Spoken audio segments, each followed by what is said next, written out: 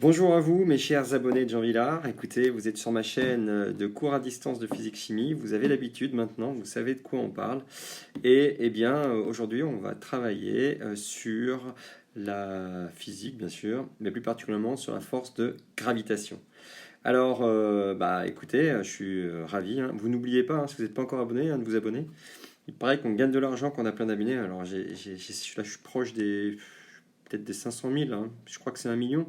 Allez-y, hein, vous abonnez et puis vous en parlez à tout le monde, hein.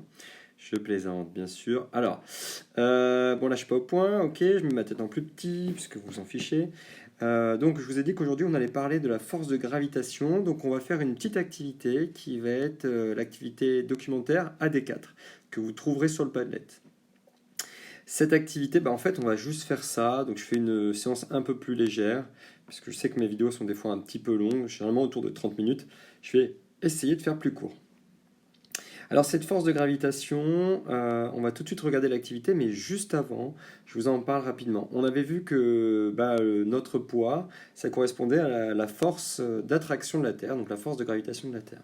Et on avait vu que cette force qu'on appelait souvent P, enfin du coup on l'avait vu à la séance d'avant, donc P est égal à M fois G. On avait vu qu'elle dépendait de notre masse, notre quantité de matière. Mais pas seulement, elle dépend aussi de ce petit coefficient G qui correspond à un coefficient de gravitation, donc la gravité sur Terre. Donc si on se trouve, ce que ça veut dire, c'est que si on se trouve très loin de la Terre, ce coefficient en fait peut changer et donc va diminuer. Plus on s'éloigne de la Terre, et moins on va ressentir l'effet de la gravitation. Et en fait, ce petit coefficient G va tomber vers 0. Donc si jamais il est égal à 0, on peut avoir une masse très grande. Si on le multiplie par 0, ça fera toujours 0. Donc notre poids sera nul en plein milieu de l'univers, là où il n'y a pas de gravitation. Alors, ce qui nous intéresse, donc ça correspond bien à une force de gravitation, mais ce qui nous intéresse, c'est de développer un petit peu ce petit G. C'est au programme de troisième, on veut savoir ce qu'il y a dedans. Donc je viens de dire qu'effectivement ça dépendait de la distance à une planète, hein. Ça va dépendre de nous, notre poids va changer si on est loin ou pas de la Terre, donc ça dépend de la distance à la planète. Mais pas seulement, si on se trouve sur la Lune ou si on se trouve sur la Terre ou Mars, eh bien on va pas non plus avoir la même gravité. C'est-à-dire que ça dépend de la distance, mais ça dépend certainement aussi de la masse de la planète. Bon, on va étudier un peu tout ça, on va essayer de développer ce petit g, et vous allez voir, ça va faire une formule plus compliquée, mais qu'il ne faudra pas connaître par cœur. Parce que cette formule de P est égale à M fois G, elle est très simple, et celle-là, il faut la connaître par cœur, c'est un classique de troisième. La force de gravitation qu'on va voir juste après, vous aurez à l'apprendre seulement en seconde. Voilà, allez, on y va tout de suite, je vous montre l'activité AD4. Voilà, du coup ça c'est l'activité AD4 sur laquelle on va travailler tout de suite. Alors moi je vous le dis, c'est comme en classe là, hein. Donc vous allez travailler par vous-même, vous allez faire pause, vous allez aller, bon là on voit pas très bien la résolution, elle est un peu petite, donc vous irez sur le Padlet pour travailler, vous faites l'activité en entier, vous, ça va bien durer un bon quart d'heure, hein, 15-20 minutes facile, vous travaillez vraiment à fond. Ensuite, vous revenez sur cette vidéo, vous faites lecture, et là, si jamais vous bloquez, je vous donne quelques indices, quelques indications sur quelques questions, et ensuite, une fois que vous aurez réessayé un petit peu avec les indications, eh bien, on corrigera dans la suite de la vidéo, et on aura terminé pour le travail à faire aujourd'hui. Ok, c'est compris? Alors, ce que je vous propose, c'est tout de suite vous faites pause, et vous allez regarder l'activité tranquillement. Et on se retrouve juste après.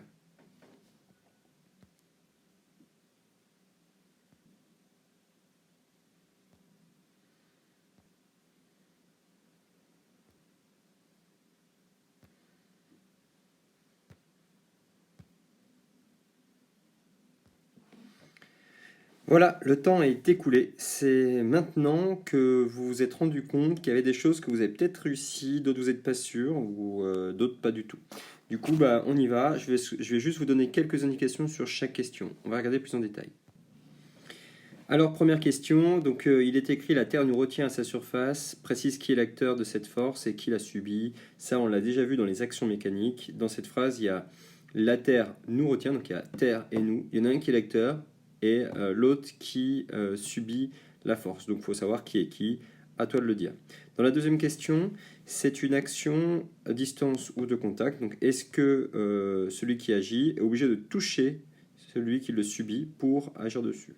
Donc voilà. Troisième question, il va falloir donc représenter une force. Je vous rappelle que quand on représente une force, la première chose qu'il faut voir, si c'est une action de contact, il faut faire partir, donc il faut dessiner cette force par un vecteur, une flèche, et il est très important de bien placer le point de départ. Quand c'est une force de contact, on met le point de départ au niveau du contact, et quand c'est une force à distance, on fait partir cette force, donc le point de départ, au milieu de l'objet qui subit la force. Et ensuite, vous l'orientez dans la direction où il est attiré. Bon, alors ensuite, quatrième question. Donc, pardon, on vous dit, la valeur de la force de gravitation est-elle proportionnelle à D au carré, ou 1 sur D au carré? Alors là, il faut bien chercher dans le texte quelle phrase te permet. Donc, je peux te montrer la phrase. Déjà, il faut que tu la recopies éventuellement cette phrase pour bien essayer de la décortiquer. Alors, regardons la phrase. Donc, ici, j'ai remis l'extrait qui nous intéresse. Au XVIIIe siècle, Isaac Newton a découvert que deux corps massifs s'attirent avec une force proportionnelle au produit de leur masse et inversement proportionnelle. Alors, inversement proportionnelle, c'est-à-dire que c'est l'inverse, c'est proportionnel à l'inverse. L'inverse, c'est quoi en mathématiques? L'inverse de 2, c'est 1 sur 2, c'est un demi.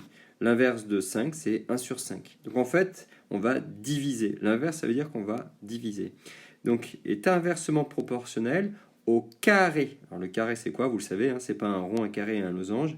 C'est le carré en physique. Quand on dit le carré de 2, bah, c'est 4. Le carré de 3, bah, c'est 9. C'est la puissance carrée. D'accord? Donc, est inversement proportionnel au carré de la distance. Voilà. Donc, vous trouvez la bonne réponse. Maintenant, c'est plus très dur, hein, quand même. Pour la question 5, on vous dit comment varie cette force lorsque la distance entre les corps augmente. C'est simple, si on a trouvé avant en fonction de ce qu'on a trouvé, si c'est proportionnel à D, on sait que si la distance est 2 fois plus grande, la force sera 2 fois plus grande. Si c'est proportionnel à D au carré, si la force est 2 fois plus grande, si la distance est 2 fois plus grande, ça sera 2 au carré fois plus grande, c'est-à-dire 4 fois plus grande. Et donc, ça veut dire que ça augmenterait aussi. Et là, c'est l'inverse, puisque c'est l'inverse de D au carré. Donc, si la distance augmente, la force, elle, diminuera. Donc, en fait, on regarde par rapport à cette réponse-là. Vous trouvez la réponse assez facilement. La question 6, à quelle autre grandeur la force gravitationnelle, de quoi dépend en fait cette force? On a vu qu'elle dépend de la distance, oui, mais elle ne dépend pas que de la distance. Bon, alors là, c'est un peu dans la même phrase, hein. En fait, vous regardez, c'est assez facile à trouver. Et ensuite, dernière question, parmi les 3 relations littérales suivantes, quelle est celle qui correspond aux données du texte? Sachant que Voilà. Donc en fait, il faut respecter tout ce qu'on a dit. Donc il faut respecter la proportionnalité en fonction de la distance. Donc là, on voit si c'est en D, D carré ou 1 sur D carré. Et aussi, il y a la notion de masse. Donc est-ce qu'on est proportionnel à la masse, inversement proportionnel à la masse? Bon, tout ça, vous repérez et vous trouvez la bonne formule par déduction. Ok? Je vous laisse encore réfléchir un petit peu pour vous corriger. Et ensuite, on passe à la correction. Allez, j'attends 3 secondes. Vous faites pause pour faire le travail vous-même. Et ensuite, on corrige, c'est à moi de travailler. Ok, alors on y va pour corriger. J'espère que vous avez passé quand même une bonne vingtaine de minutes au moins à essayer de faire cette activité. Sinon quoi, c'est pas suffisant là. Il faudrait vraiment encore essayer de chercher et pas tout de suite regarder la correction. Du coup, on y va. Donc, normalement, vous avez ouvert votre cahier et vous avez fait le travail. Donc, c'est à la fin du cahier, bien sûr, qu'on se place et vous avez écrit normalement tout en haut le nom de l'activité, c'est-à-dire l'activité AD4. Là, on va faire la question 1. Première question, on vous demande qui, dans la phrase « La Terre nous retient à sa surface », qui est l'acteur, qui est celui qui subit la force. Alors, la Terre nous retient à sa surface. Donc, on voit bien que ici, qui agit, qui fait en sorte qu'on ne s'envole pas dans l'univers, c'est la Terre. Donc, la Terre est l'acteur. Donc, ici, l'acteur, c'est la Terre. Encore une fois, je m'excuse de ne pas faire de phrase. Comme j'ai pas trop de place, je fais comme ça. Et ensuite, celui qui subit, donc c'est l'objet que j'appelle d'habitude. Celui qui subit, ici, c'est nous, c'est-à-dire c'est l'homme. D'accord? Donc, voilà. On passe à la deuxième question. Donc ça, c'était une question pas trop compliquée. Alors maintenant, on va savoir si c'est une action à distance ou de contact. Là, on l'a tellement fait normalement dans le chapitre d'avant que vous devriez être quand même assez à l'aise là-dessus. Est-ce que la Terre est obligée de nous toucher pour nous attirer vers elle? Ou même si on se trouve dans l'air, on peut aussi être attiré et tomber? Bien sûr, la bonne réponse, c'est une action à distance, puisqu'elle n'a pas besoin de nous toucher. Donc, action à distance. Maintenant, donc, vous prenez bien la correction si vous vous êtes trompé. Et maintenant, on va passer au petit 3. Alors, on vous demande de représenter cette force. Donc ça, c'est pas compliqué. Donc il faut quand même schématiser un petit peu, sinon on va pas y arriver. Donc ici, j'ai la Terre, super. Et je vais dessiner un bonhomme. Alors le bonhomme, ça va être, je sais pas moi, un rectangle, hein, Superman. Donc je vais mettre un rectangle ici. Ok. Alors, je vais maintenant représenter la force. Donc ici, celui qui subit la force, on a dit que c'était Superman, qui est attiré par la Terre, même si lui vole. Il essaye de justement dépasser cette force qui le pousse vers la Terre s'il veut s'envoler très loin. Donc comment il va faire? Eh ben, il va falloir qu'il pousse dans la direction opposée. Bon. Alors cette force qui l'attire vers la Terre, c'est une force qui est à distance. Donc tout Superman est attiré par la planète, donc par la Terre. Donc ça veut dire que tout ce rectangle-là est attiré. Donc c'est-à-dire que le point de départ, celui qui va représenter la force d'attraction, où c'est qu'on le met dans ce cas-là? On l'avait déjà vu pas mal de fois, comme c'est l'intégralité de Superman qui est attiré, on va mettre une croix, un point de départ, au milieu. Donc voilà. Et dans quelle direction il est attiré? Alors, il est attiré vers la Terre, mais attention, vous ne faites pas une flèche comme ça, ça serait pas bon. Pourquoi? Parce que il n'est pas attiré n'importe où vers la Terre, mais uniquement en son centre. Du coup, on va... Alors le centre, il est à peu près là. Donc là, si je mets des petits pointillés, la force, elle est dirigée, elle part de ma croix. Hop, ouais, c'est un peu sale. Hein. Et elle est dirigée vers le centre de la Terre. Donc je vais lui donner un nom, parce qu'on a vu qu'il fallait toujours mettre un nom. Et cette force, je vais l'appeler F, alors de la Terre sur Superman. Et je vous rappelle que lorsqu'on donne un nom à un vecteur, on aime bien mettre au-dessus une petite flèche. Voilà. Et là, à côté, je vais mettre quand même ma légende. Et je vais dire que F de T sur S, c'est la force de la Terre sur Superman. Ok, donc là, voilà. Pas forcément très compliqué, c'est des rappels un peu de ce qu'on avait vu dans les activités d'avant. Donc on passe à la suite. Donc là, c'est là où c'est nouveau. On va aborder la notion de force. On va en fait plutôt pas aborder la notion, mais plutôt rentrer un peu dans le détail de cette force, savoir de quoi dépend cette force. Effectivement, a priori, est-ce que si on est proche de la Terre ou très loin de la Terre, cette force est la même? Ou alors, si on est vraiment très très loin de la Terre, cette force diminue. Donc pour ça, je vous avais proposé d'analyser un document qui justement qui reprend un peu les propos de Newton, qui a découvert en fait la formule qui relie en fait les forces d'attraction entre les astres.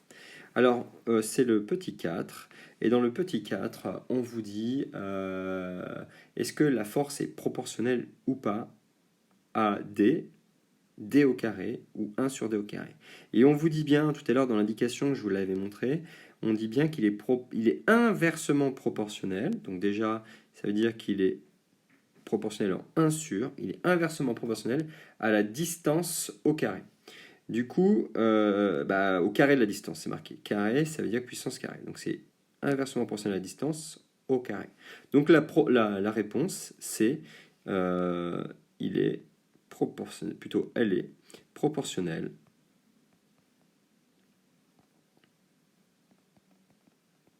à 1 sur d au carré.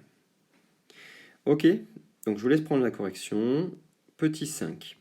Au petit 5, on vous dit comment la valeur de cette force varie-t-elle lorsque la distance augmente. Bon, et ben on voit bien que comme c'est inversement proportionnel à 1 sur d au carré, c'est-à-dire que si d augmente, donc si je fais 1 sur... je prends d égale à 2, donc ça va faire 1 divisé par 4, ça fait 0,25. Si cette valeur de d augmente, on ne prend pas 2, mais on prend une valeur plus grande, eh bien, ça va faire...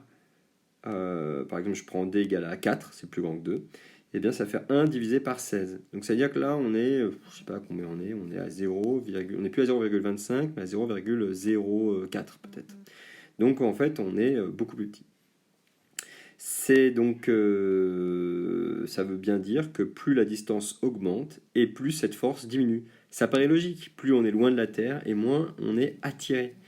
Et donc on va être en lévitation, comme dans les vaisseaux spatiaux. Dès qu'on est un peu loin de la Terre, eh bien, on n'est plus attiré sur le sol, on lévite, on vole dans le vaisseau. Alors, eh ben, on va l'écrire. Donc quand d augmente, quand la distance d augmente,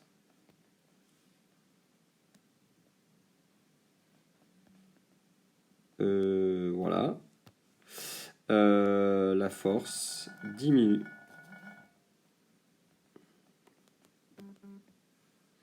Voilà, j'écris super bien, on est d'accord. Donc, question 6. D'après le texte, de quelle autre grandeur la force dépend-elle? Alors, on le disait donc dans la même phrase que c'était proportionnel à la masse des deux astres.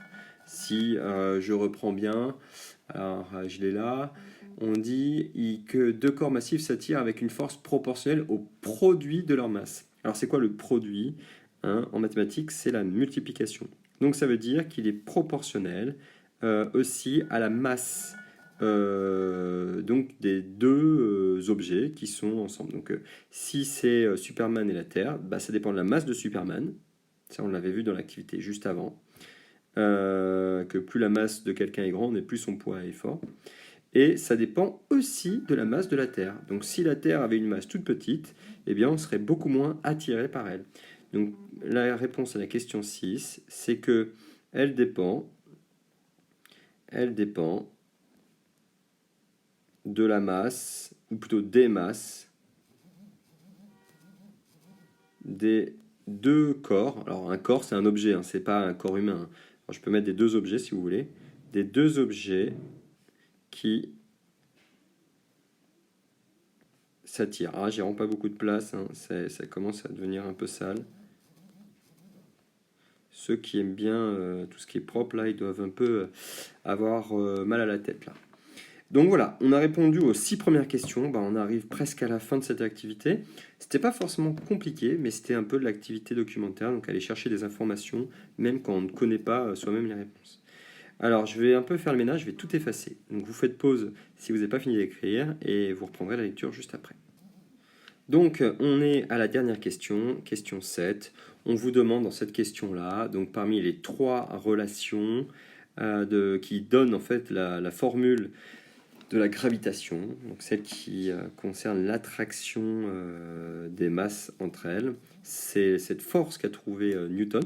Enfin, il ne l'a pas découverte, mais on va dire c'est lui qui a trouvé la formule.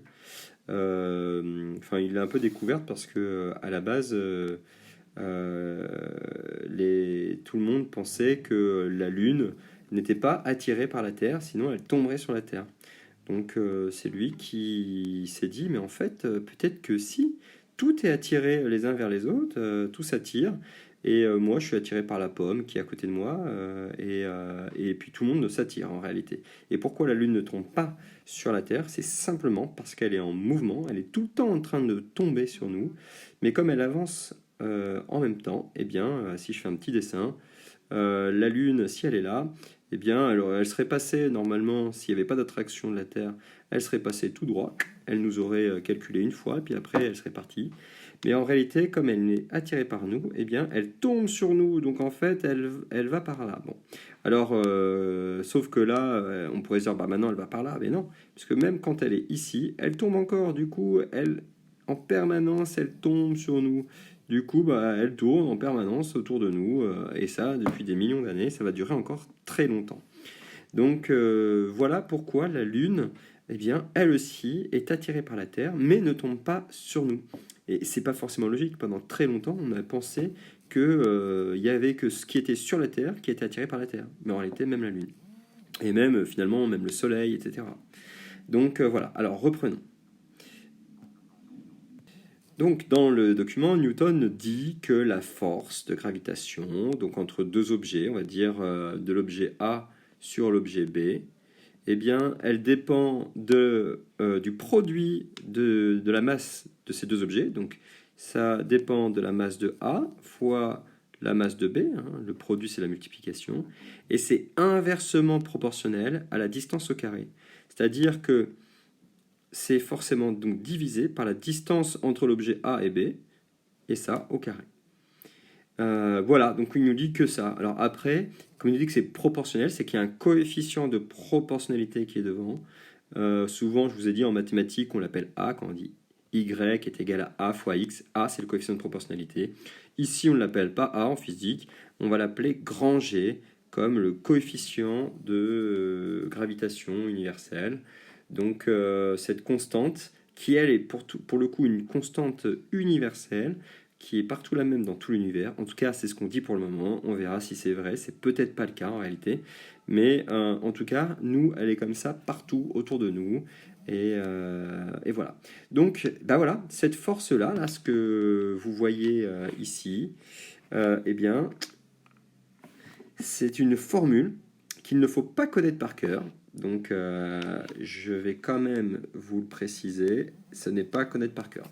Alors par contre, ce qu'on adore faire, ce qu'il faut savoir faire, c'est savoir faire un calcul. Si je vous donne la valeur de G, alors G, si vous voulez apprendre par cœur, vous pouvez. Hein. Même moi, je la connais pas vraiment. Alors j'ai un peu une idée de sa valeur, mais donc c'est 6,67 fois 10 puissance moins 11.